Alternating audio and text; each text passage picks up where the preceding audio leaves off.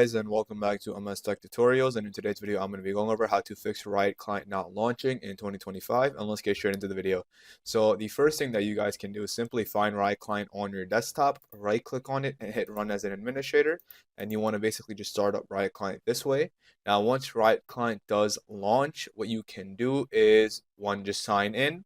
Or if you're not even able to see this page, like you're not even able to see this open up, what you can do is hit Control, Shift, and Escape, and that opens up the Task Manager. And what you want to basically do is you want to look for Riot Client under Apps. Once you find it, right-click on it, hit End Task, and then X out.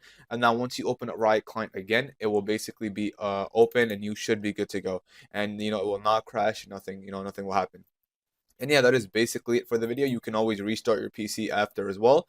And yeah, once you do all of these steps, you guys should be good to go. And yeah, so thank you guys for watching. Make sure to give the video a thumbs up, subscribe to the channel, and have a great day.